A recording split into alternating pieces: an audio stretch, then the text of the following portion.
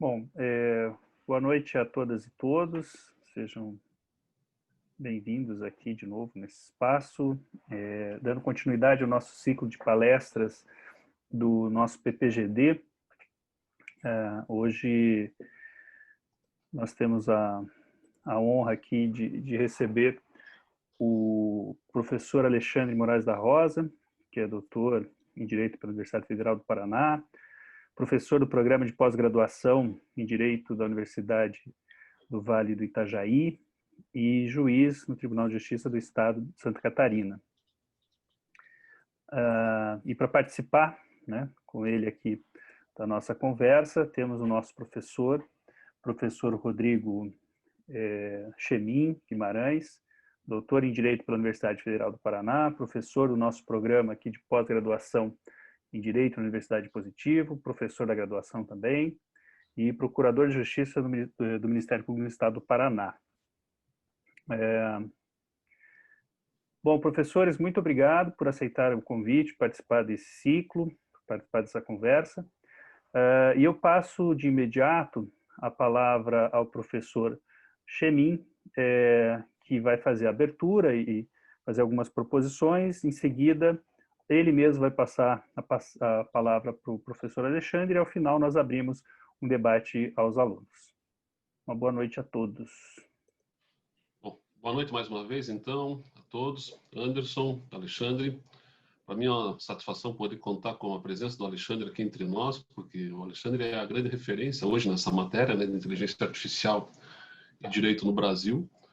E se alguém acompanha a atividade acadêmica do Alexandre, deve perceber que ele é um workaholic nessa questão. Ele é um cara que não para, é uma coisa impressionante a capacidade de produção científica do Alexandre desde sempre, desde quando eu tive a oportunidade de conhecê-lo, não sei se ele se recorda até, acho que lá numa aula do Jacinto, no doutorado, e eu ia de vez em quando assistir umas aulas esporádicas, assim, não estava ainda fazendo doutorado, mas você já estava, e a gente conversou alguma coisa ali, e dali para frente tivemos alguns contatos.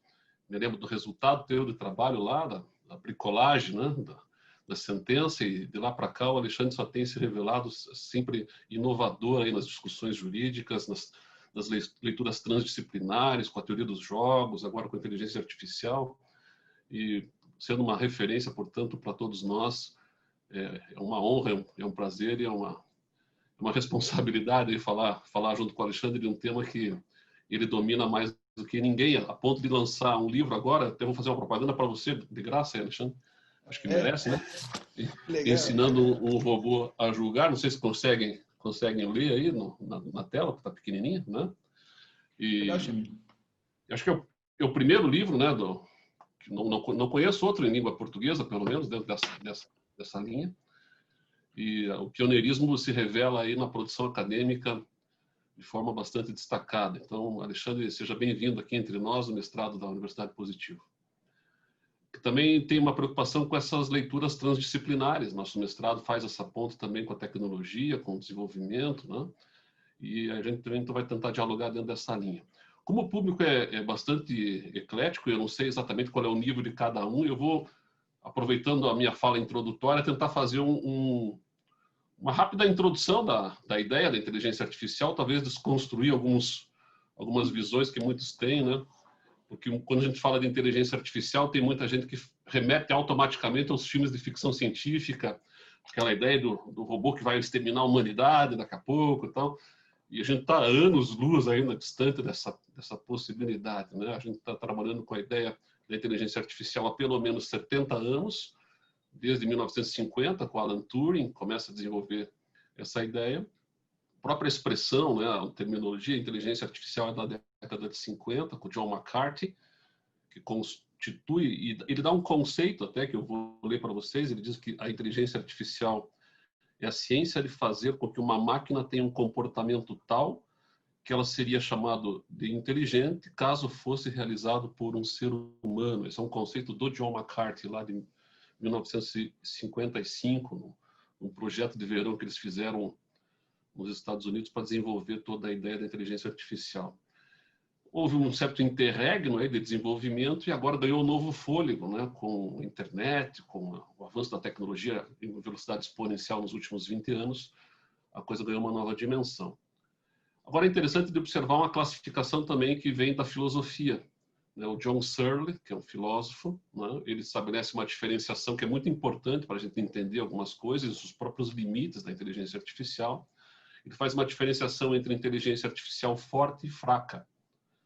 Né? E ele vai trabalhar com a ideia de que nós temos hoje, o que a gente lida hoje, é o que ele chama de inteligência artificial fraca. Para explicar, ele dá um exemplo, ele usa um exemplo que ele chama de quarto chinês. Ele mesmo se coloca no exemplo, ele diz, olha, como se eu, falante da língua inglesa, que não falo nada de chinês, como se eu estivesse num quarto fechado, que se tivesse só uma portinhola, e alguém me passasse um papel com monogramas em chinês. Ou não entendo nada daquilo. Depois me passa uma segunda folha de papel com as referências em inglês. E aí me passa uma terceira folha de papel para fazer a conjugação das duas coisas e começar a responder com os monogramas em chinês. Depois de um certo tempo, tanto quem está fora, passando as perguntas, as questões, quanto ele que está dentro, ele pega o jeito de o que serve de resposta para cada tipo de pergunta e ele vai, num output, né, pondo para fora as respostas às questões. E ele acerta as respostas todas. Em que pese ele não tem a menor ideia do que está escrito ali em termos de ideogramas chineses, porque ele não fala a língua chinesa. Então ele estabelece faz essa analogia para dizer o seguinte, olha, eu seria como se fosse uma inteligência artificial, um computador que responde certo às questões quando provocados, porque eu tenho as ferramentas que me permitem responder certo, mas não tenho a menor ideia do que eu estou respondendo. Né? Diferente seria se me passassem as perguntas em inglês, porque aí eu não precisaria de ter uma ferramenta para traduzir, já que eu sei a língua inglesa e teria a capacidade de responder por mim mesmo, fazendo eu mesmo a intelecção e a compreensão da resposta que eu estou dando. Então, a diferença é que a inteligência fraca, ela pode ser chamada de inteligência, ainda que não compreenda o significado daquilo que está produzindo de resultado. Então, é mais ou menos dentro dessa linha que a inteligência artificial hoje está colocada, dentro de uma mecânica de uma inteligência que dá respostas, mas não tem consciência do que está respondendo. Né? Isso é uma máquina. Né? Tá? E aí é interessante porque vai depender muito da interação com o humano. O humano é que vai fazer essa ponte. Né? A gente fala de máquinas, mas, na verdade, depende de uma alimentação de alguém de fora. E vai depender também da interseção entre dois profissionais aqui que enfim, historicamente construíram sempre linguagens diferentes e muito pouco conversaram ao longo dos tempos, né, que é o engenheiro do conhecimento, que é um sujeito que tem uma cabeça formatada a partir da matemática, e um sujeito do campo do direito, como nós aqui, que temos uma cabeça... Normalmente vamos para o direito justamente porque não gostamos de matemática, né? Só que agora precisamos conversar com alguém justamente pensando a partir de uma lógica nova. Então, é preciso que a gente comece a ter um olhar atento de treinamento de linguagem adequada para, pelo menos, ainda que a gente não vá programar computadores, ninguém tem essa pretensão, mas tem que ter um mínimo de intelecção para poder conversar e dialogar com esse profissional, que é o engenheiro do conhecimento, para que a construção dos algoritmos que vão dar o percurso de inteligência para a máquina seja minimamente intelectível, né? E aí esses algoritmos também, se alguém não está familiarizado com a terminologia, né, descendo bem no nível básico assim de explicação, por algoritmo entenda-se assim qualquer passo a passo, né? Você tem uma determinada pretensão de ter um determinado resultado e você descreve uma maneira pela qual se chegará a esse resultado. Você costuma muito comparar com receitas de bolo, né? Se eu quero fazer um bolo, como é que eu faço para fazer esse bolo? Eu quebro os ovos, eu jogo a farinha, quanto de farinha vai, quanto eu tenho que mexer, enfim. Qualquer coisa que você vá, qualquer, enfim, instrução de como fazer pode ser considerado como um algoritmo. Estou me lembrando do Jordi Nieva Fenol, que tem um livro específico sobre inteligência artificial no processo penal, em espanhol, né? Professor espanhol bastante importante. Ele dá um exemplo que casa bem com o momento da pandemia que nós estamos vivendo agora, por conta da fome, da miséria que está se expandindo. Hein? Ele dá um exemplo no livro dele, diz assim, o algoritmo seria mais ou menos como eu tenho que resolver um problema, e o problema é eu tenho fome.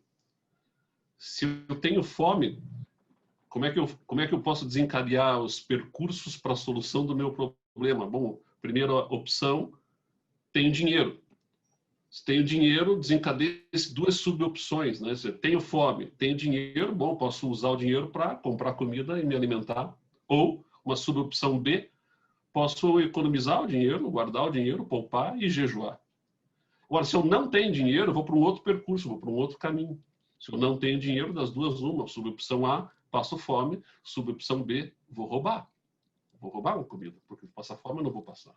Então, isso é um algoritmo, né? Ele vai me dar diferentes saídas, diferentes soluções, diferentes percursos, diferentes caminhos para poder chegar num determinado lugar, numa determinada resposta.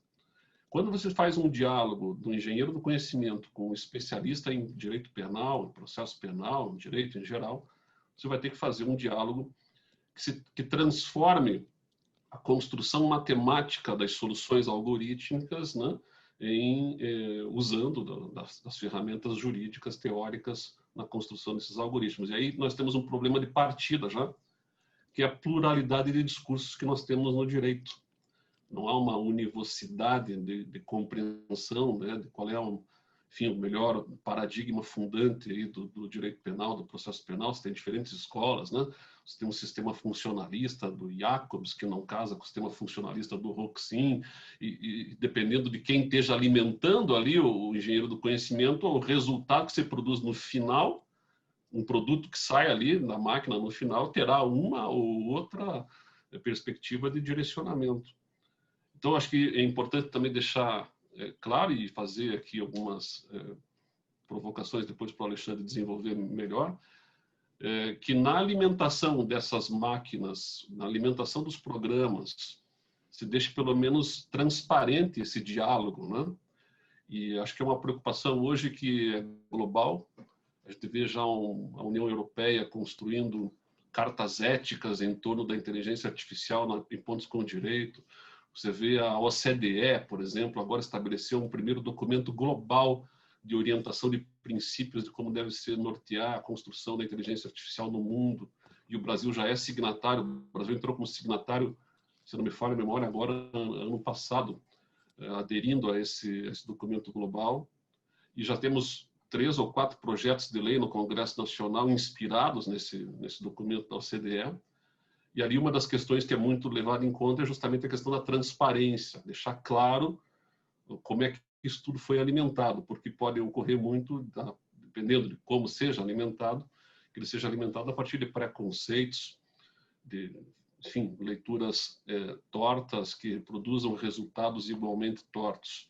E como a gente tende a confiar muito na máquina, nós temos uma relação com a máquina de apostar e confiar muito, partindo da ideia de que ela não deve errar, né? Basta que você pegue uma calculadora e você jamais imagina que a calculadora possa errar algum dia no cálculo. Você aposta todas as fichas, você é cego na compreensão. E a gente tem a tendência de fazer a mesma coisa com programas de inteligência artificial, de aceitar e engolir com farinha tudo aquilo que vem como resultado de uma máquina em termos de resultado de inteligência artificial. Isso, por si só, já é perigoso se a gente não tiver condições de fazer a leitura de como é que aquilo foi alimentado. Então, essa é uma questão. No que diz respeito à utilização da inteligência artificial no processo penal, acho que são inúmeras as potencialidades, acho que é uma coisa ainda que nós estamos engatinhando. Temos algumas ferramentas aí que estão sendo construídas, bastante interessantes. Pensando na fase de investigação, a gente tem até situações já de problema criados por programas que foram, por exemplo, utilizados nos Estados Unidos, como o Compass, né? Foi um programa que foi construído e utilizado por vários estados norte-americanos na identificação de comportamentos tendenciosos a reincidir. E os juízes norte-americanos usavam esses critérios, inclusive, para estabelecer aumentos de pena, revelando uma leitura muitas vezes até racista na construção dos algoritmos e do resultado, gerando até um efeito cíclico de retroalimentação e de aumento a pena por conta da raça, e o sujeito, porque está com a pena aumentada, tem um problema adicional, porque tem dificuldades de conseguir emprego e sair mais cedo do sistema, e isso gerou um ciclo vicioso ali, problemático. Mas é uma ferramenta que dá para ser aprimorada, talvez, né? Pensar na utilização, como está sendo feito já também em vários países, na Inglaterra, na Itália mesmo, na identificação de locais potencialmente perigosos, em termos de direcionar as forças do Estado, enfim, afunilando os locais de maior incidência da prática de crimes, também com um problema, porque isso pode representar daí um efeito reverso, né? Eu já desloquei mais policiais para lá, então prendi mais gente lá, significa dizer que eu tinha razão, portanto, tem sempre um problema cíclico, né? Que a gente tem que estar pensando na utilização desses programas. Outras fontes de utilização interessantes, além do policiamento preditivo, o uso do inquérito eletrônico, por exemplo, que está sendo empregado já no estado do Paraná desde 2018, revelou já em estudos que foram feitos a partir da implementação do inquérito eletrônico que pelo menos 15% do tempo dos promotores dedicados à sua atividade rotineira eram dedicados a fazer com que o inquérito voltasse para a delegacia, receber e devolver inquéritos da delegacia com renovação de diligências. Conseguiu-se diminuir, então, a atenção que era devida, né, aquela questão burocrática do inquérito ainda no formato físico, através da utilização do inquérito eletrônico, usando também da inteligência artificial para fazer essas leituras de tempo, de gasto de tempo. Tem um programa no Ministério Público de Pernambuco também, desde o ano passado operando, chamado Minera, que facilita cruzamento de dados na identificação de sonegador de imposto, e tentando localizar também eventuais agentes ocultos, né, dentro das empresas, com laranjas e tal. Então, também está entrando muito a inteligência artificial nessa questão investigativa. A Interpol tem um programa muito interessante que é utilizado para fazer leituras de cenário em cenas de pedofilia e práticas sexuais com crianças, onde eles tentam identificar pela leitura facial da criança e também, eventualmente, do agente criminoso, e não apenas da leitura facial, mas da leitura de ambiente, inclusive de objetos, de um determinado sofá, para tentar identificar qual seria a empresa que venderia aquele sofá. Eles usam a inteligência artificial para fazer leituras de cenário e tentar localizar a prática desses delitos. Também temos aí, acho que o Alexandre depois pode até comentar a questão de uma orientanda dele que desenvolveu um trabalho muito interessante, publicado, se não me falha a memória, eu tenho até esse livro aqui. É o Mina, né? Respeito às Minas. Respeito às Minas, que faz o nome dela é Fernanda Pacheco Amorim, depois talvez o Alexandre pode desenvolver, que tenta lançar um produto até, né, para diminuir o problema da violência doméstica contra a mulher, que é bastante interessante.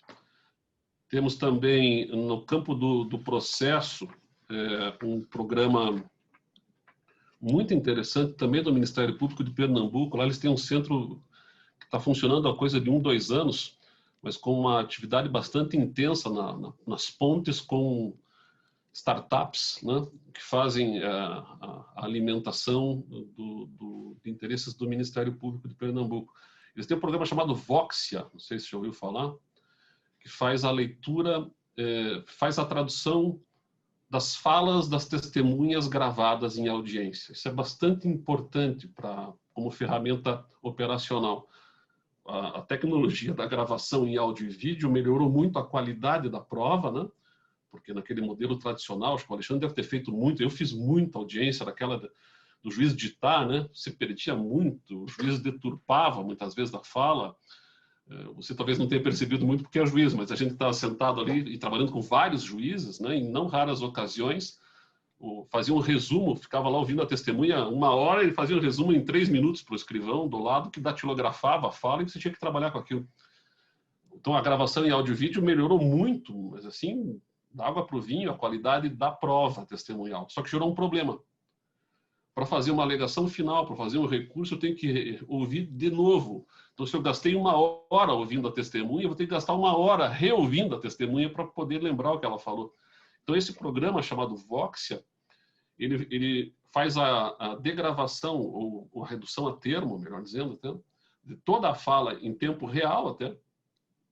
É muito interessante, eu já vi ele funcionando. Ele vai dizendo ali o nome da juíza e o nome do depoente, né, e o que eles foram falando. E ele me permite selecionar frases, ele me permite marcar determinadas frases da minha petição com um link que abre no minuto da fala do sujeito no vídeo. Então, eu posso fazer uma petição de alegações finais para o juiz, marcando uma determinada frase que eu destaco na petição, como se fosse uma petição física, um PDF, né? E ali o juiz dá um clique e vai, se ele quiser conferir o que eu estou falando, vai direto no minuto em que a testemunha está se referindo. Isso é muito interessante para fazer as alegações finais, enriquece muito, né, a qualidade da peça, e para outras finalidades também, inclusive no júri. Você imagina que você está fazendo um júri, de um caso às vezes volumoso, um processo volumoso, e de repente está o advogado do outro lado, ou o promotor e vice-versa, porque a ferramenta pode servir para os dois, né? E você, de repente você está fazendo menção a uma fala da testemunha e o advogado diz, mas essa testemunha falou tal coisa também, o doutor não está levando em conta. Você pode pegar a referência e jogar imediatamente no teu computador, ele localiza num processo com, sei lá, 30 depoimentos, lá ele localiza onde é que está eventualmente essa fala, e imediatamente você puxa e diz, não, peraí, não é bem assim, que aqui está num contexto diferente a fala do sujeito. Então, é uma ferramenta tecnológica de inteligência artificial que te dá uma qualidade de atuação bastante diferenciada. E acho que o Alexandre também poderia depois desenvolver essa questão, né, já que ele faz essa ligação também com a teoria dos jogos, né? Você vai ser, como ele chama, o player, né? Vai ser um player armado de um ferramental capaz de se diferenciar no mercado, como um profissional de advocacia do Ministério Público ou da Defensoria, enfim, ou vai ficar ainda analógico, né? A gente tem aí o profissional que está no plano analógico e o profissional 4.0 digital hoje, que tem que estar atento a essas mudanças todas. Então tem muita coisa, tem as ferramentas de leitura do Victor no Supremo, agora o Sócrates no STJ, que faz essas leituras de admissibilidade de recursos. E aí também tem um problema, né? Porque você tem que começar então a fazer os teus recursos adaptados àquilo que a máquina quer. Senão daqui a pouco você tem o teu recurso sem ser conhecido, a depender do que a máquina esteja selecionando de relevante ou irrelevante. Então era interessante também de entender como é que isso tudo opera. Você tem, enfim, inúmeras outras potencialidades, né? Me parece que não vai demorar muito, vamos começar a desenvolver programas aí para elaborar denúncias daqui a pouco, fazendo leituras, construção de narrativa a partir dos dados do inquérito. E aí a gente tem um universo delicado para trabalhar, um universo complexo para trabalhar. Envolve muita questão de filosofia também, envolve a compreensão de como opera a compreensão do ser humano, porque os algoritmos, se a gente levar em conta a construção original, eles têm ainda uma leitura muito voltada para a matemática. Os algoritmos trabalham muito com a ideia de previsibilidade. Tudo aquilo que é previsível é passível de ser utilizado com inteligência artificial. E a previsibilidade trabalha justamente com a ideia de construção matemática. Então, é um raciocínio ainda muito voltado para a construção do algoritmo, muito voltado próximo à construção aristotélica de silogismos, de raciocínios silogísticos, de premissa maior, premissa menor e síntese. Isso é um problema, porque o próprio Aristóteles já trabalhava com a ideia dos entimemas, possibilidade de eu dar como certa a premissa maior e dou como certa a partir da onde, e de repente entra a questão aí dos preconceitos, e a gente começa a ver quão complexo é isso tudo, né? A dificuldade da compreensão da linguagem, que o Alexandre vai trabalhar no livro dele também, da necessidade de levar em conta aqui o segundo Wittgenstein, na compreensão dos jogos de linguagem, para entender que a máquina vai ter que ser ensinada a ler as questões, não apenas no seu sentido sintático e semântico, mas também pragmático, no sentido de entender o contexto em que determinado texto está posto. Enfim, Tem muita coisa para discutir, tem muita coisa para trabalhar e eu não quero cansá-los aqui, porque vocês vieram aqui para ouvir o Alexandre e não a mim. Então, eu faço essa introdução aí e faço essas provocações para ver se, enfim, o Alexandre desenvolve a partir daí, como ele quiser, claro. Passo a bola para você, Alexandre, para dar sequência aí. O Chemi estava falando e eu estava lembrando de uma audiência que eu fiz em que a adolescente foi vítima de um furto, de um roubo dentro do ônibus. E o depoimento dela, o promotor perguntou: como é que foi o ocorrido? E ela responde: sinistro, sinistro, perdeu, perdeu. Então, esse era o depoimento da adolescente. Sinistro, sinistro, perdeu, perdeu. Então, aí o promotor assim, mas como é que foi? Já falei, sinistro, sinistro, perdeu, perdeu. Essa era a capacidade de exposição dela. Então, imagina a máquina tendo que decifrar o que significa sinistro, sinistro, perdeu, perdeu. Essa era toda o depoimento da adolescente naquele caso. E o promotor, em vez de dar um ataque, foi fazendo assim, tá, e aí quando você entrou no ônibus, o que aconteceu? Foi destrinchando.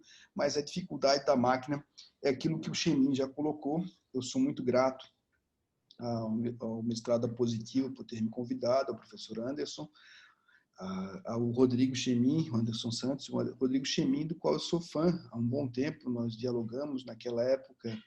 Estava fazendo doutorado e a gente sempre tem a escrita pelo tempo, né? Na época eu estava focado em outras coisas.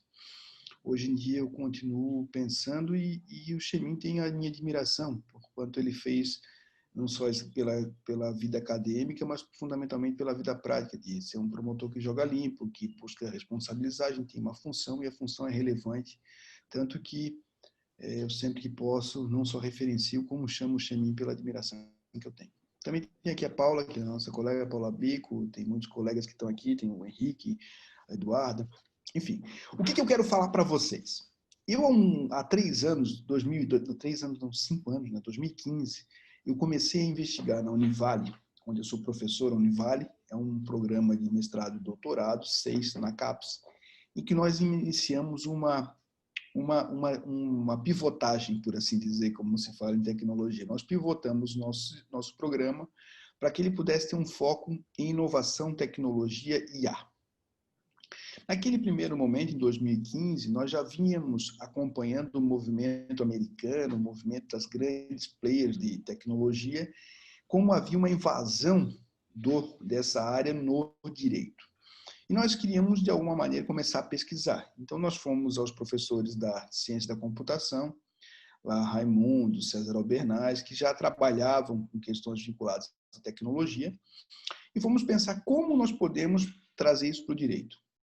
Insistimos em fazer alguns seminários, grupos de pesquisas mais fechados, e começamos a orientar alunos numa intersecção dessa matéria, tendo o Chemin mostrado aí o aplicativo que é o Respeito às Minas, que tem a pretensão de usar inteligência artificial e outros mecanismos tecnológicos para a proteção da mulher no âmbito da violência doméstica. A boa notícia é que essa dissertação foi defendida, foi aprovada, virou livro, e agora a gente já está num POC, numa prova de conceito, para fazer isso rodar. Então, você imagina o seguinte: uma mulher hoje, em plena pandemia, quer conhecer alguém pelo Tinder, pelo Inner Circle, e assim vai. Ela tem um risco associado a isso. Então, a gente pode fazer um due diligence dessa pessoa que ela vai se encontrar. Ela pode criar mecanismos de avisar a Ana, pode avisar a Isabela, que pode avisar a Fernanda, que pode avisar a Luísa. Você pode criar mecanismos de controle dessa vida nossa, que é um pouco mais arriscada.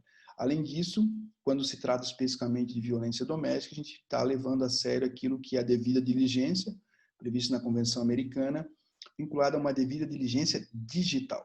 Mas para chegar lá, a gente precisa fazer, eu vou fazer parcialmente o percurso que o Chemin fez e me facilitou muito a vida.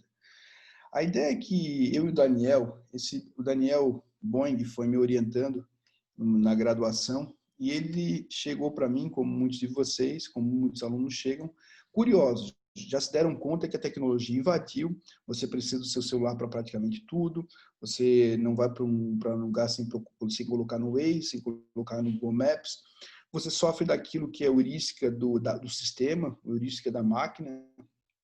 O Waze diz que é o melhor caminho, você segue o melhor caminho.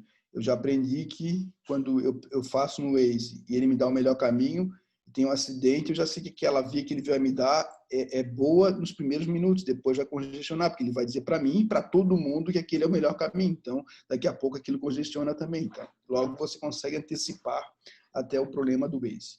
De qualquer sorte, o que o Chemin falou é basicamente o seguinte: o computador não tem compreensão, o computador não tem entendimento, o computador tem uma coisa: ele consegue fazer inteligibilidade. Ele consegue inteligir dados. Só isso. Não esperem que a máquina, em futuro próximo, possa realizar qualquer situação decorrente de uma compreensão humana. Vocês veem um filme e a vida de vocês muda. Vocês leem um poema de algum poeta e ficam felizes da vida, mudou. Aquilo diz para vocês uma série, um encontro, muda, tem amor, tem empatia, tem emoções pelas pessoas e emoções decorrentes da atividade, da experienciação. Uma máquina não faz isso. Os filmes de ficção científica são filmes de ficção científica. O que a máquina pode fazer é realizar atividades que para nós humanos é muito difícil e para eles é muito mais fácil. Mas quando a gente fala para eles, não tem que ontologizar, não se trata de um ser criado, por isso, embora nós possamos falar hoje já de ciborgues, ou seja, de sujeitos que têm um acréscimo de tecnologia na sua vida, de braços mecânicos, de capacidade de que a máquina possa interagir com a máquina humana, por assim dizer. Mas para que isso aconteça, depois quem quiser me manda inbox, eu posso mandar o texto. Eu e o Alexandre Mendes escrevemos um texto em que a gente procura explicar isso, saiu agora em junho, na revista de Hermenêutica Jurídica, na IHJ. Nós escrevemos um texto para mostrar qual é a distinção entre tudo isso, passando pelo quarto chinês e coisas do gênero. Mas aqui o que nos interessa? A inteligência artificial, ela consegue fazer aquilo que nós temos muita dificuldade, que é realizar atividades com o nosso cérebro limitado. A quantidade de dados que nós precisamos para gerenciar o dia a dia é enorme. Então, a gente faz o quê? Simplificações. A gente faz heurísticas, faz atalhos para o nosso pensamento. E a gente não consegue processar uma quantidade enorme de dados. Essa dificuldade de compreensão de dados faz com que a gente tenha limitações que são próprias do humano. E aí a máquina consegue fazer muitas atividades que para nós são difíceis, enquanto nós fazemos muita coisa que para a máquina é quase impossível. Você já viu uma máquina andando, uma máquina subindo escada? É desafiador para ela. Ela não consegue fazer os atos porque é muito complexo para ensinar uma máquina a fazer. Agora, o processamento de dados, ela é muito melhor em diversos momentos. E aí surge, eu não tenho como falar de muita coisa, no livro, eu e o Daniel tentamos fazer um livro introdutório. Esse livro está publicado pela EMAI, a gente fez o quê? A gente pensou em fazer um livro em que a gente pudesse explicar o que é um algoritmo, o que é um modelo, o que é machine learning, o que é inteligência artificial, o que é linguagem natural. Porque o grande desafio da máquina é que a gente tem até um teste, que é um teste anual, que vai buscar que as pessoas conversem com a máquina, e é um teste do Alan Turing, que é a ideia de pensar se a máquina consegue enganar que ela é um humano. E é muito legal que as pessoas... Você faz o seguinte: eu fico aqui conversando com alguém está do outro lado respondendo no chat. Eu não sei quem está do outro lado, é um humano ou uma máquina. E eu tenho que responder depois de eu conversar com ele por um período determinado, se eu estava conversando com uma máquina ou se estava conversando com um humano. E o mais desafiador é que, às vezes, em geral, as pessoas erram muito, porque a máquina consegue enganá-los. E como é que a máquina consegue enganá-los? Porque a máquina comete erros propositais de digitação para parecer que é humano, ela erra o verbo para parecer humano, ela não fica perfeita. Então, é muito interessante ver no YouTube esse congresso, essa pesquisa, esse prêmio, aliás, que faz com que as pessoas possam emular situações humanas. E o que aconteceu no direito? O direito nos últimos anos, e principalmente no sistema americano, ele tem um forte volume de casos. Então, a gente tem lá, vocês sabem que o sistema americano não é construído como o nosso. Então, quando o Chemin vai buscar lá Arizona versus Miranda, ele vai buscar o caso em que a Corte Suprema Americana decidiu acerca da advertência que tem que se dar ao sujeito quando ele é preso. Ok. Quando ele faz esse resgate do Arizona versus Miranda, ele vai precisar da razão forte, da razão fraca, de tudo que foi debatido. E isso era feito com o uso de humanos, que iam resenhando os casos, que iam colocando a razão forte. Isso ensinou a máquina. Tanto que tem muitos aplicativos hoje, inclusive com nome, como o ROS da IBM, que é utilizado no sistema americano. Num ambiente continental, eu estou acelerando o passo, o livro do Fenol é muito bom, o livro do Jordi, porque faz uma resenha da utilização de todas as tecnologias no âmbito do direito. E o Chemin fez referência a 2 sistemas que funcionaram muito bem. E eu vou retomar eles, que hoje não é mais Compass, mas o antigo Compass e o LSI, que eu e o Daniel falamos no livro. O que significa? Significa que os americanos, a partir de um questionário e da vida pregressa do sujeito, eles foram estudar a Ana Lacerda, foram estudar a Isabella Bremer. E aí eles criaram alguns indicadores que pudessem ser estudados. E esses indicadores criavam uma avaliação de risco, que era utilizada pelos promotores, pelos juízes americanos, para verificar se o sujeito, em 2 anos, iria ou não reincidir. Aí você me pergunta como que eles faziam isso? Eles criaram indicadores que depois a Kate O'Neill, que é um ativista de direitos humanos, escreveu um livro chamado Armas, Matemática, Destruição em Massa, mostrou que esses algoritmos eram construídos a partir de bases, de inputs racistas e machistas, preconceituosos, e tudo aquilo que a criminologia crítica já denunciou, se reproduzia na avaliação de risco desses sistemas. Eu não quero entrar nessa seara, mas eu quero dizer que é muito mais fácil eu alterar um enviesamento. Enviesamento é um erro de abordagem a partir das minhas premissas que podem ser equivocadas, de um algoritmo, do que mudar o enviesamento de um julgador, de uma julgadora. Porque os erros mentais de um juiz, uma promotora, podem ser, um promotor, de uma juíza, podem ser erros catastróficos, e tem gente hoje que ainda acredita que cor de pele faz diferença na hora de aplicação da pena. Então, eu tenho pessoas como essa que dizem e outros que não dizem, mas que isso é levado em conta. Quando eu consigo fazer um desenviesamento do algoritmo, eu tenho um ganho. Mas, de qualquer sorte, o que a gente vai poder usar a máquina? A gente vai poder usar a máquina para realizar e processar uma quantidade assustadora de dados. A Lava Jato aí de Curitiba, por exemplo, usou uma quantidade assustadora de dados que nós, humanos, não temos condições de avaliar. Se o Chemin vira advogado, ou a Paula Bico, que é nossa colega que está aqui, é advogada e recebe, por exemplo, 1 terabyte de dados, imagina assim, a Paula recebe, ela é advogada e recebeu da Lava Jato 1 terabyte de dados. Onde é que ela vai rodar? Como é que ela vai encontrar as entidades que interessam para ela? Ela vai pegar toda a sala, todos os estagiários, para que em 10 dias possa ler tudo e fazer a defesa prévia dela? Ela não consegue. Ou ela tem esse passo tecnológico, ou ela tem que jogar a toalha e dizer: eu não posso participar de um jogo como esse. Isso faz com que a gente tenha um segundo passo hoje no processo penal, que é procurar paridade de armas tecnológicas. Se o Ministério Público usa o sistema X, para que eu tenha paridade de armas, ele tem que me dar as condições para que a defesa possa ler aquilo no sistema X. Então, isso é uma questão importantíssima, que não é levada muito em consideração. Quais são os critérios para poder fazer cruzamento de dados, cruzamento que a Receita Federal faz? Como é que a gente vai usar... o Ministério Público Federal comprou um aplicativo de um sistema para cruzamento de dados. Esse cruzamento de dados gera grafos, gera relações, e essas relações elas são todas abastecidas por dados e convênios. E muitas vezes funciona num setor de inteligência que ninguém tem acesso, nem os procuradores sabem, eles recebem os dossiês. E isso faz com que eles não tenham informação qualificada, isso faz parte de uma estratégia muito interessante, porque eu omito dos procuradores toda a história, dou a eles só a pontinha, eles não sabem de nada e a defesa fica fazendo muitas vezes um trabalho que não consegue saber onde teria prova favorável, alguma coisa que lhes favorecesse, justamente porque não há transparência no nome da inteligência. Então, quando a gente fala de inteligência artificial hoje no direito penal, vale a pena dizer o seguinte: ninguém vai ter um juiz julgando um caso penal.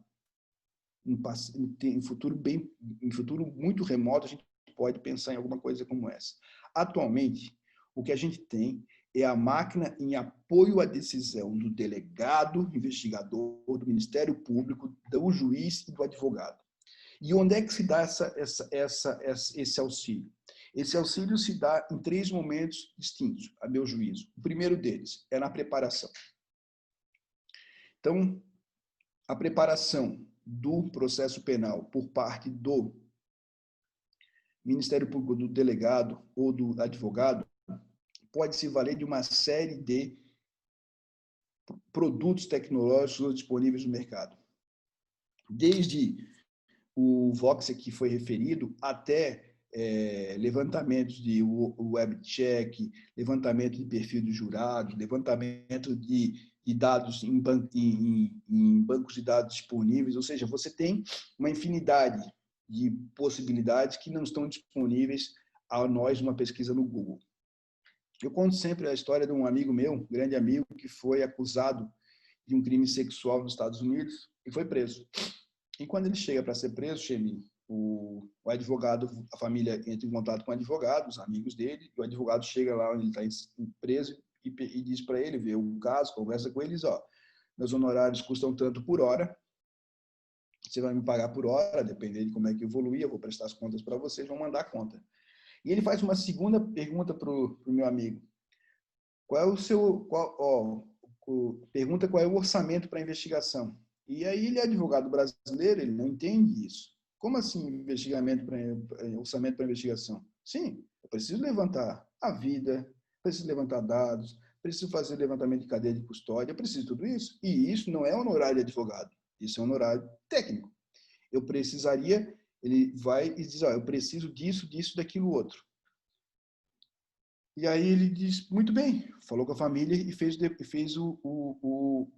a investigação, que é a investigação defensiva, que hoje não é novidade para ninguém, que está desde o provimento 188, tem discussões sobre a legalidade, quais são os limites, mas no sistema americano, por exemplo, ninguém mais tem dúvida que o advogado não tem a possibilidade de investigar, ele tem o dever de investigar, porque não dá para ficar contando exclusivamente com a investigação pública, nem que seja para depois para canalizar, para juntar, para mostrar. Mas nesse caso do meu amigo, ele fez, junto a pesquisadores, uma pesquisa em processos já arquivados, em que essa mesma vítima teria buscado extorquir de outras 2 pessoas dinheiro por força de uma acusação falsa. Esses dados não estavam disponíveis ao Ministério Público e não estavam disponíveis numa pesquisa do Google. Ele teve que contratar gente para fazer uma pesquisa que não sabe de onde, mas que encontrou os 2 processos.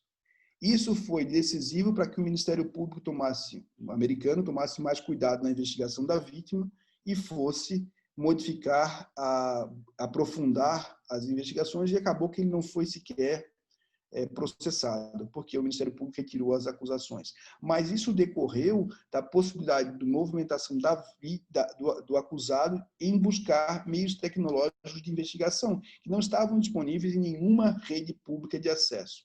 Bom, isso é um ambiente americano? Ok. No ambiente brasileiro, hoje em dia, a Ethos Brasil, que é uma empresa que eu gosto muito, um serviço que eu gosto muito, lá, a ethosbrasil.org, que eu coloquei ali no nosso chat, é do Gabriel Bulhões. Ele fez o quê? Ele elenca lá, ele elencou quais os produtos que você tem disponíveis para o advogado hoje. Você quer fazer uma cadeia de custódia? Você quer fazer um levantamento de dados? Quer procurar naquele 1 terabyte que a Paula Bico recebeu de dados? Ela quer procurar uma entidade, quer procurar o nome Rodrigo, quer procurar o nome Ana, quer procurar propina, quer procurar valores.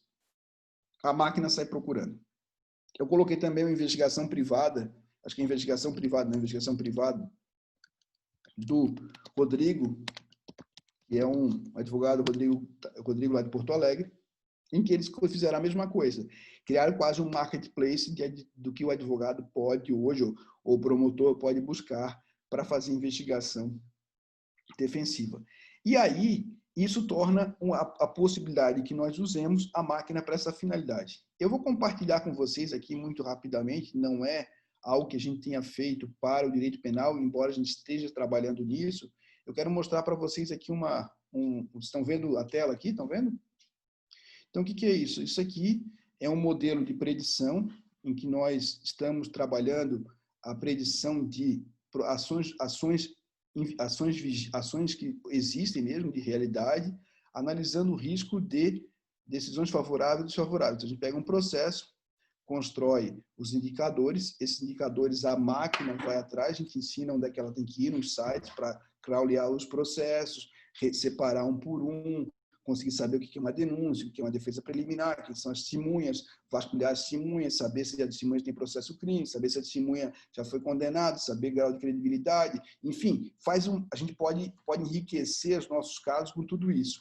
E a gente vai avaliar, aqui a gente está fazendo do cível, tá? Esse aqui é cível, já está rodando. Então, num caso de uma ação, a gente vai dizer, ó, o autor tem 70% de chance de ganhar e o réu tem 30% de chance de perder, porque aqui foi feito desde a perspectiva do réu. E aí depois você vai ampliando o horizonte. Ó, eu quero saber aspectos inerentes ao segurado. Esse aqui é um caso de plano de saúde.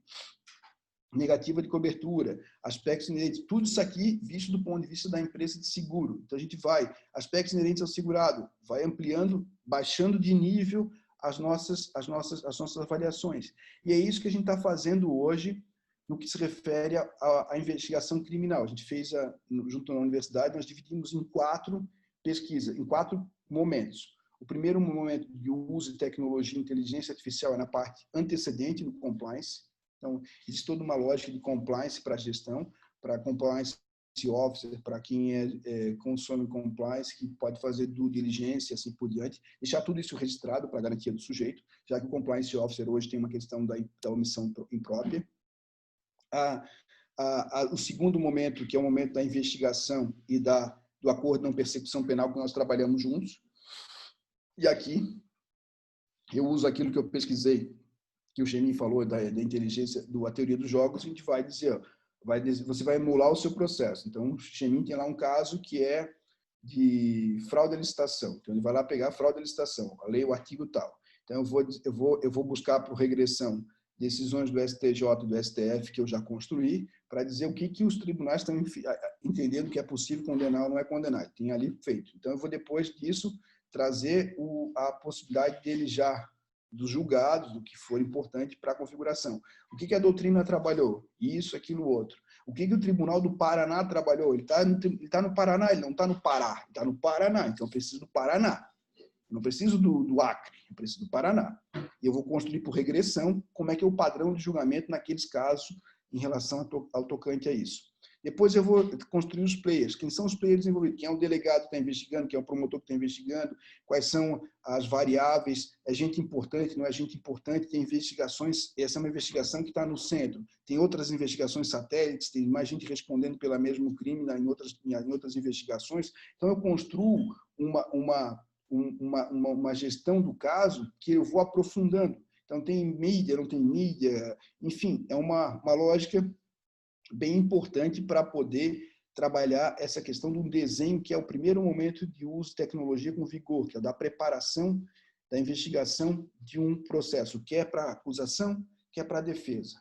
Justamente para que você possa negociar, porque o Chemin já viu, quem estuda processo penal, cada vez vai se ampliar mais o horizonte negocial. Não tem mais instrução. Instrução vai ser coisa mais distante, para aqueles que não cabem. O acordo de não persecução penal agora não tem mais instrução. Ou a defesa produz agora cartas defensivas, ou não vai produzir nunca mais, porque vai ter que fechar acordo. Então, essa antecipação do palco do processo se dá com uma necessidade de investigação antecipada. E aqui a tecnologia entra com todo o vigor. Para fazer a investigação e para fazer a preparação do jogo. Para a preparação, em que sentido? Eu preciso construir táticas de atuação, que vão desde táticas de rastreamento. O que hoje em dia, o André Bermudes, que é delegado de polícia e foi me orientando, escreveu a dissertação dele sobre uma coisa legal, a investigação criminal orientada pela teoria dos jogos. Virou livro, está na 2ª edição. Ele vai mostrar assim que o delegado às vezes faz rastreamento, às vezes a gente faz técnicas de explosão. Eu vou pegar o quinto, eu quero pegar o professor Anderson, mas eu sei que o professor Anderson é mais difícil de pegar, então eu pego o orientando dele. Quando o orientando dele tiver uma busca e apreensão na casa, eu vou fazer com que o Anderson se movimente. Vai ligar para alguém, eu vou interceptar, eu vou ver o movimento dele, eu vou acompanhar o Anderson. Então, eu crio táticas que eu atiro em algo separado para depois pegar o sujeito. Eu vou usar unidade de inteligência. A grande discussão do Supremo hoje é o que se pode fazer com unidade de inteligência.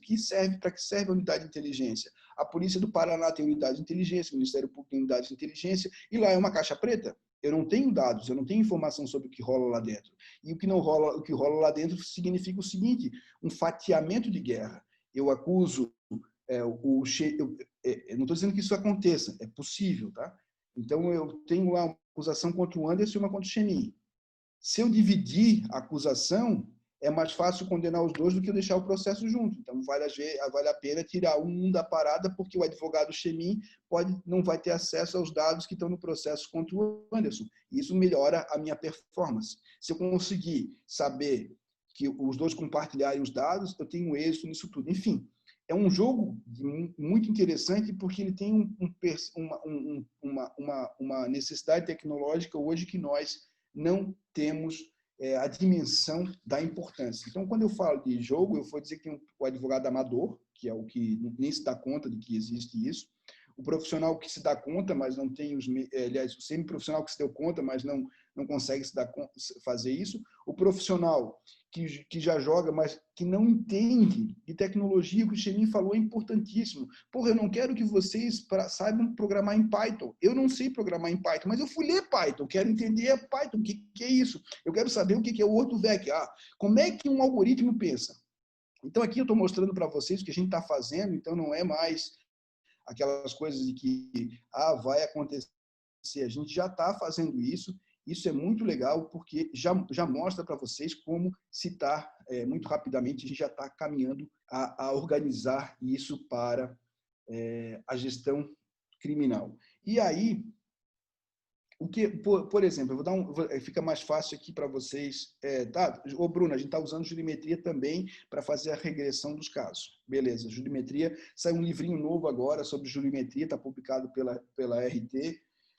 Saiu aqui também para fazer a Isabela Ferrari escreveu esse livro aqui, Justiça Digital, que é muito legal, em português. Esse livro do Inteligência Artificial e Direito, do Fabiano Hartmann, da UNB, e da Roberta Zumblick, também da UNB. Tem muita coisa legal, depois, se vocês quiserem, eu cito todos eles no livro, e tem muito material online.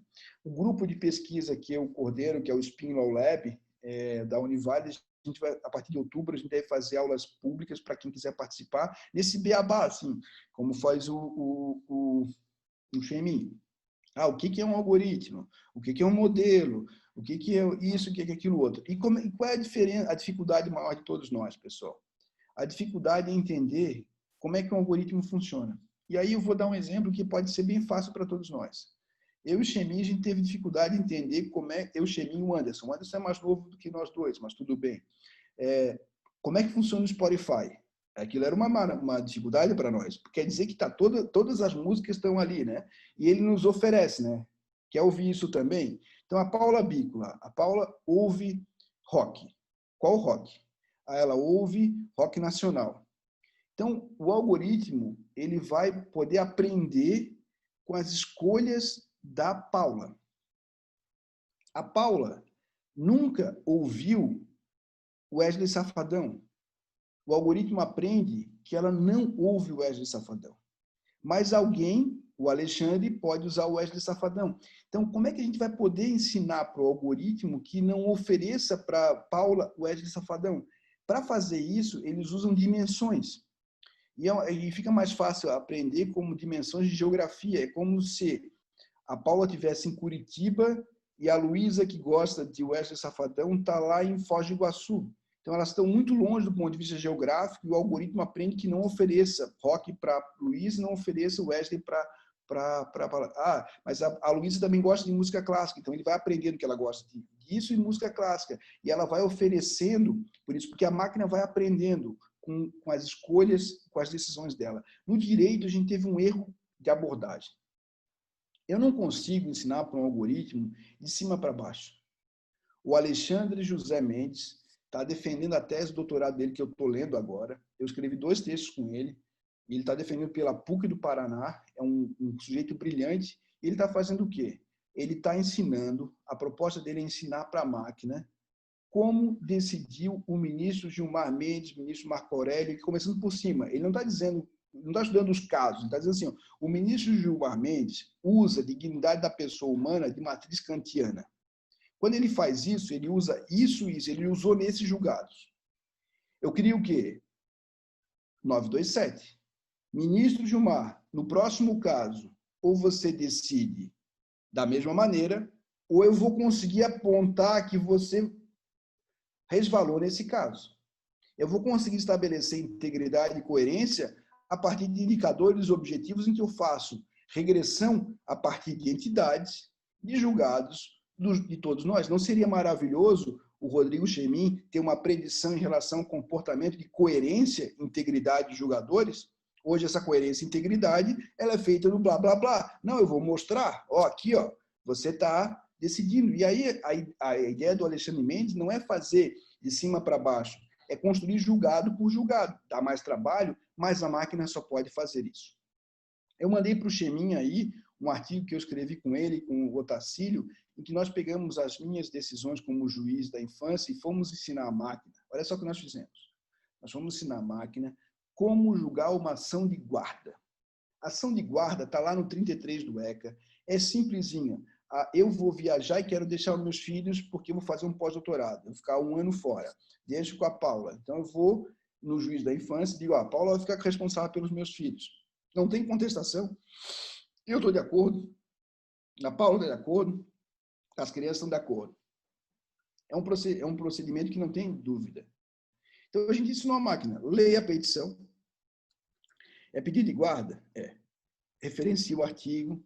O que precisa ter depois? Naquilo que o Chemin falou que é uma receita de bolo. Verificar se depois da petição inicial, os documentos que ele vai ler tem certidão de nascimento, certidão, documento do Alexandre, documento das crianças, tem. Está tudo ali. Beleza. Ele passa para o passo subsequente. Vai verificar o quê?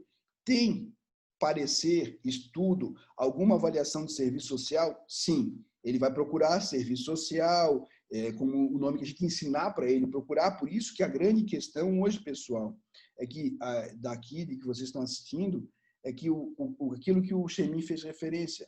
Nós hoje precisamos de pessoas que consigam pensar as duas áreas, que é o nosso curador. Quem dominar isso tem mercado, quem não domina está boiando. Então a gente precisa de alguém que consiga entender como traduzir. E aí, nesse algoritmo é muito legal de ver esse artigo, porque a gente vai lá dar peso, mostra como a gente deu peso. Leu, tem um parecer favorável. Perceba uma coisa, a máquina, não interessa para a máquina se o parecer do serviço social tem 20 páginas, 32 páginas ou uma frase. Ele vai procurar lá no final. É favorável, não há oposição. O que foi dito? A gente ensina a ela o que é importante. O restante é irrelevante. Ele só procurou aquilo. Depois, o Ministério Público se manifestou. Não interessa o parecer do Ministério Público. Ele deu parecer favorável? Deu.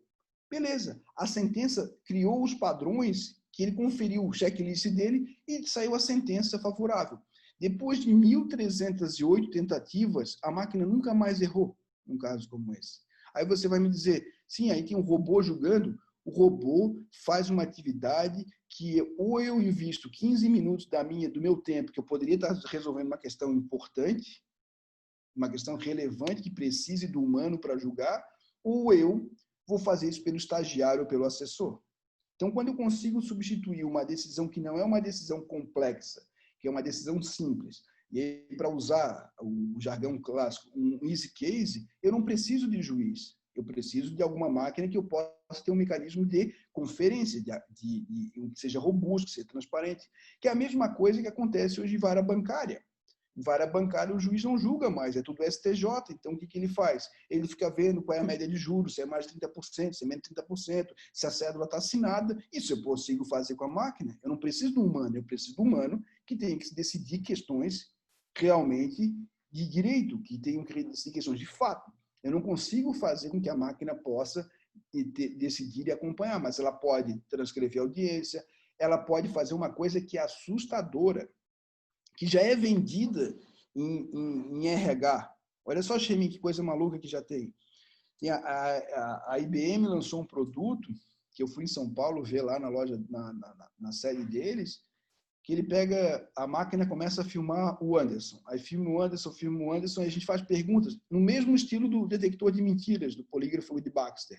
Só que a máquina começa a verificar as microexpressões faciais do Anderson. Está cansado, está dando aula o dia inteiro, nasceu, torce para o coxa, tudo que ele vai dizendo sim. Depois eu pergunto coisas assim, já matou alguém, coisas que eu sei que são não. E eu vou filmando. Depois que eu crio uma base de microexpressões faciais, eu pergunto a ele aquilo que eu quero do caso. E aí, isso tem sido usado para teste de integridade para RH. Tu imagina isso numa sala de audiência.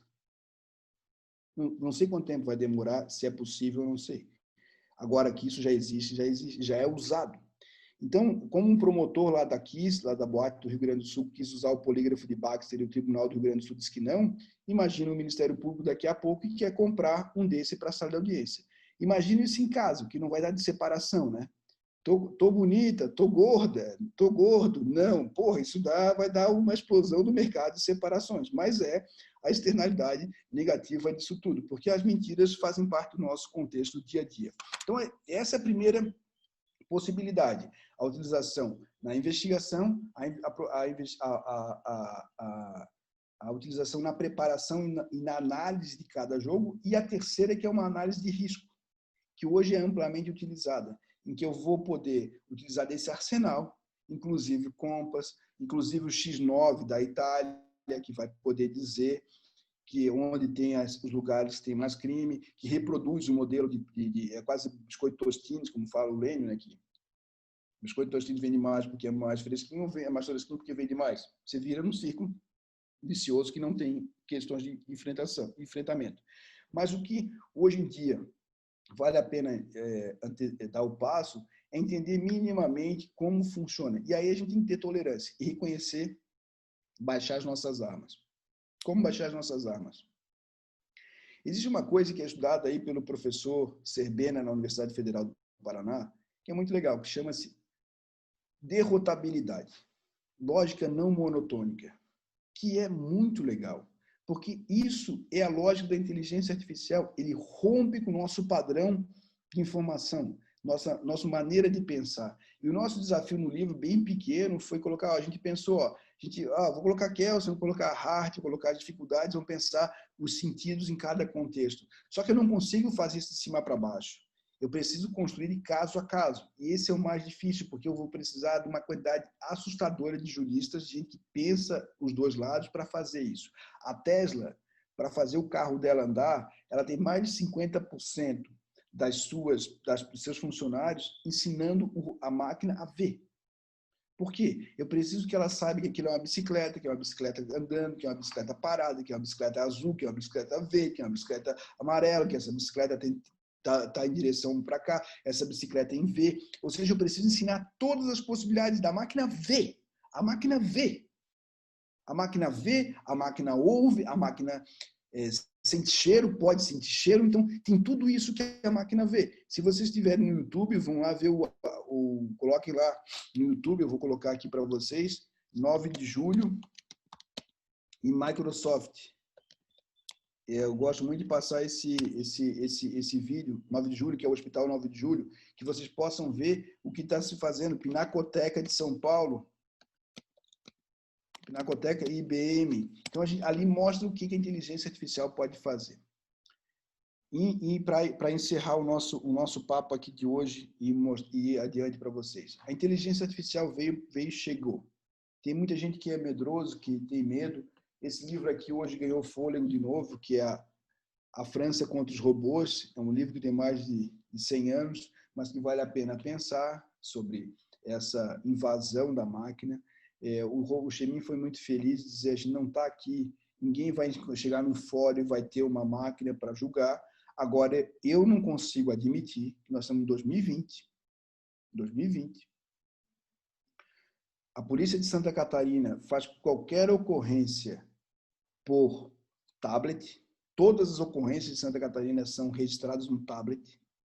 Que, quando eu registro o tablet numa ocorrência que foi um acidente de trânsito na frente do Guaíra, na Praça Santos Andrade, às 17h53, que eu não tenha, por má vontade, todas as câmeras de segurança da região engajadas nessa ocorrência.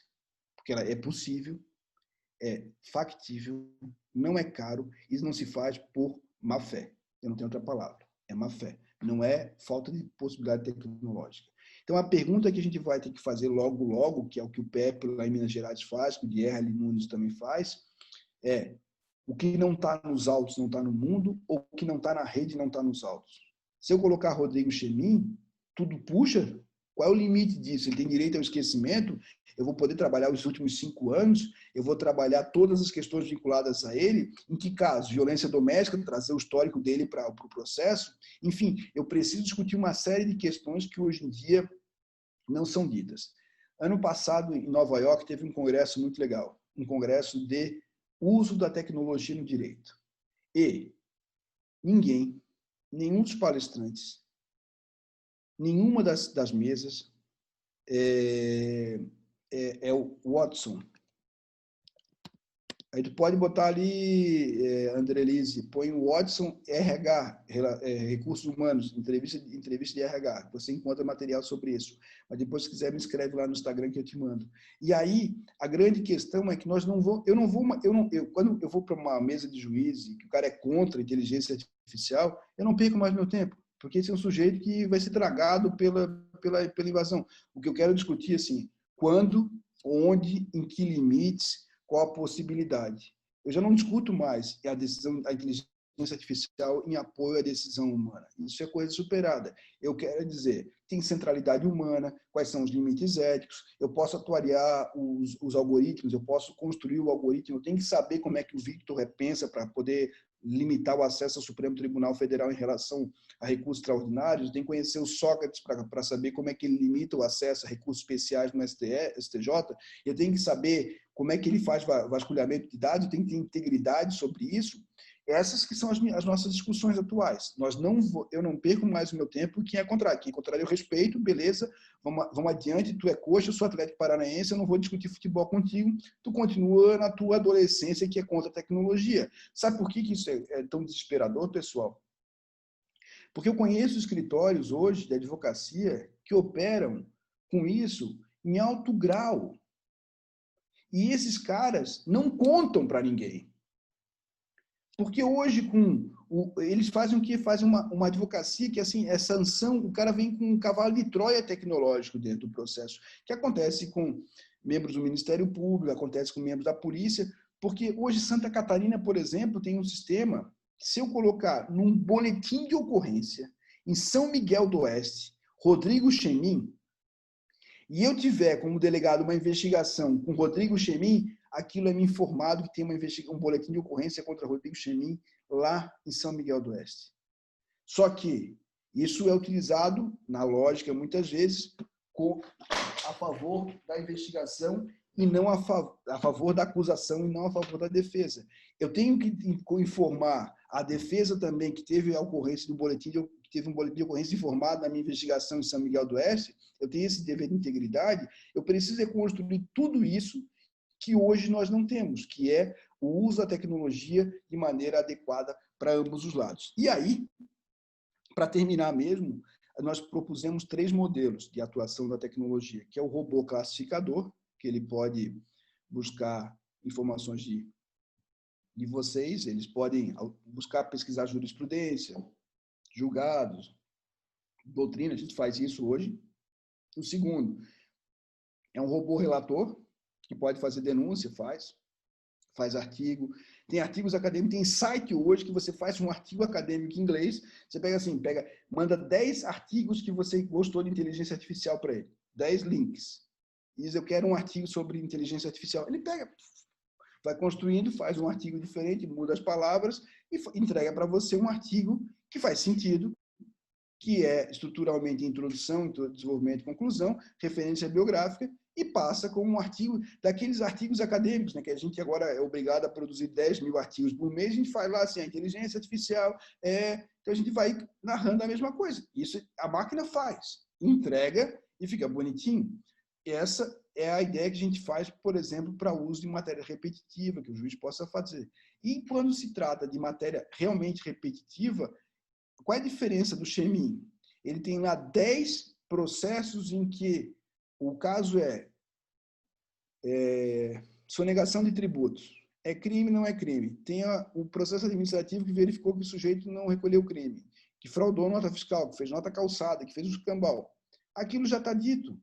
O que ele precisa? Faz alguma diferença no interrogatório do acusado só para saber se ele confessou ou não confessou? O resto já está dado. Ele precisa, de fato, analisar, ou ele pode ensinar a máquina que, quando se tratar de sonegação, que for o artigo 1º, que tiver processo administrativo, que tiver lançamento tributário, que já esgotou, passou a súmula 24, aquele caso é um caso típico de condenação, ele pode fazer. Ele não precisa do estagiário para fazer, porque ele não vai ter saco para fazer uma matéria que não tem que pensar. Agora, se é um caso que tem que pensar, eu preciso que o Chemin venha e agora você está aqui na cadeira, vamos estudar isso tudo. Mas eu posso, mesmo assim, usar o robô para poder preparar, o ponto aqui são os nós do processo são esses. Os nós do processo são esses. Decida a partir disso. O que tem de prova? Essa, A, B ou C que tem de prova. Então, esse é o terceiro. Me digam vocês o que hoje precisa de uma junta de multa. A Estônia está na frente aí com o robô para julgar multa, que é o desafio do mundo. Então, eu falei muito rapidamente para vocês sobre isso.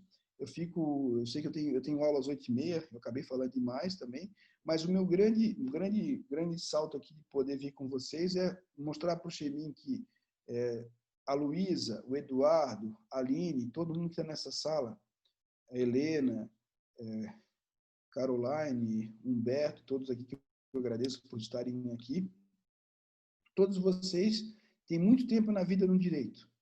Agradeço a Paula também que veio. Todo mundo vai precisar ficar muito tempo no direito. E aí você tem uma opção que é, ou você faz um trabalho que é focado no futuro, ou você faz para trás. Que eu posso dizer que aquele que faz focado para o futuro tem uma oportunidade melhor. Quando a gente pega o Richard Susskind, para poder falar do advogado futuro, por exemplo, uma das coisas que ele vai dizer, um advogado sem tecnologia não consegue sustentar. É claro que se a Eduarda tiver um pai que tem um escritório, ele vai continuar fazendo as mesmas práticas, não vai ter atualização tecnológica, ele vai continuar fazendo, ele pode sobreviver, pode até ganhar dinheiro. Mas a questão não é essa, a questão é você não ser um pato tecnológico hoje, não ser um trouxa. Conseguir perceber as oportunidades que você tem em cada contexto. E, para isso, uma atualização é necessária. Eu vou, por fim, dizer que eu gosto muito do Bernardo de Azevedo. Então, eu tenho o site dele aqui, que eu coloquei embaixo.